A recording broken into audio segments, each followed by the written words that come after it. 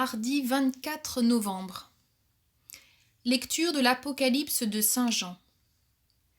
Moi, Jean, j'ai vu, et voici une nuée blanche, et sur cette nuée, quelqu'un siégeait, qui semblait un fils d'homme. Il avait sur la tête une couronne d'or, et à la main une faucille aiguisée.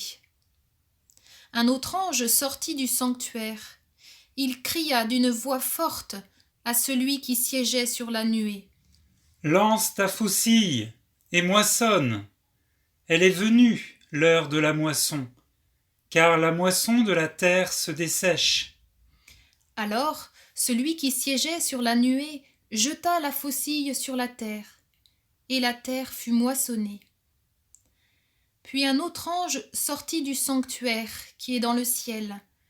Il avait lui aussi une faucille aiguisée. Un autre ange encore sortit venant de l'autel. Il avait pouvoir sur le feu. Il interpella d'une voix forte celui qui avait la faucille aiguisée. « Lance ta faucille aiguisée et vendange les grappes de la vigne sur la terre, car les raisins sont mûrs. » L'ange alors jeta la faucille sur la terre. Il vendangea la vigne de la terre et jeta la vendange dans la cuve immense de la fureur de Dieu. Parole du Seigneur. Nous rendons grâce à Dieu.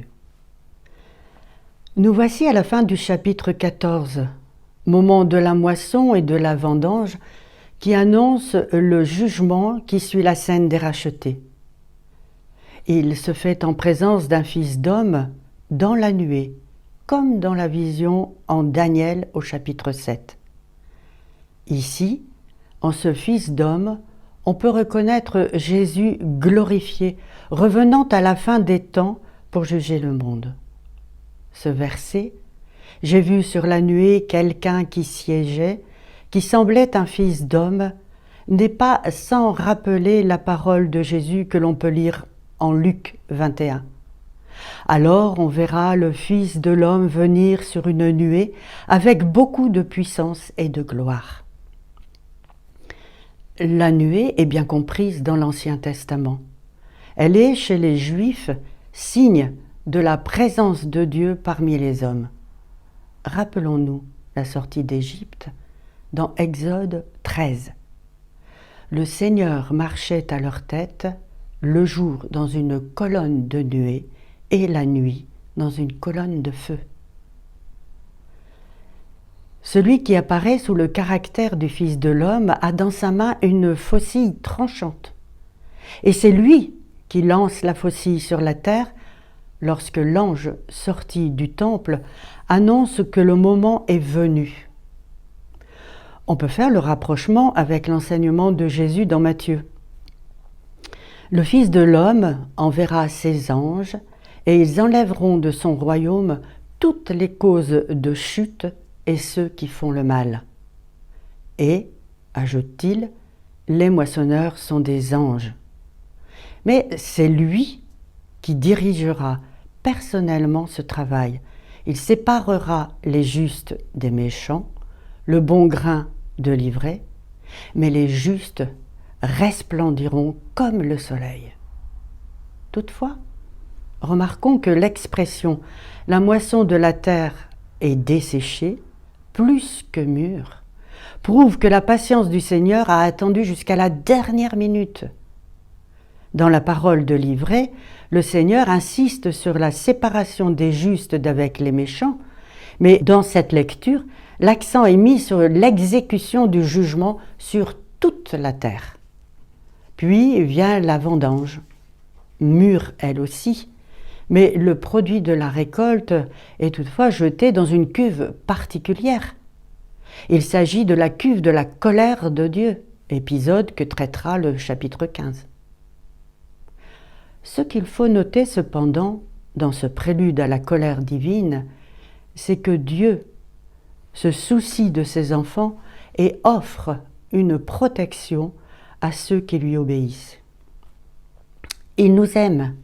Et comme le dit saint Pierre dans sa 2e lettre, il ne veut pas en laisser quelques-uns se perdre, mais il veut que tous parviennent à la conversion. Il a toujours pris l'habitude d'envoyer ses prophètes avertir le peuple de se repentir de ses péchés avant de lui infliger le châtiment encouru par sa désobéissance. Cette vision, comme les autres, rappelle à l'Église d'aujourd'hui la nécessité de participer au combat victorieux du Christ. Entendrons-nous cet appel? Nous laisserons-nous transformer, purifier par sa parole? Rappelons-nous ce que dit Luc en 18. Le Fils de l'homme, quand il viendra, trouvera-t-il la foi sur la terre? Il nous reste à travailler aujourd'hui avec lui pour que la moisson et la vendange donnent de beaux fruits que nous pourrons offrir à l'Eucharistie en remerciement à celui qui veille sur chacun de ses enfants. Ainsi, nous deviendrons ce pain et ce vin nouveau. Nous pourrons entonner avec les anges un cantique nouveau, celui des rachetés par le sang de l'agneau, et prier Dieu et chanter avec ces mots du psaume 89 « Rassasie-nous de ton amour au matin, que nous passions nos jours dans la joie et les chants, que vienne sur nous la douceur du Seigneur notre Dieu. Consolide pour nous l'ouvrage de nos mains. Oui, consolide l'ouvrage de nos mains. »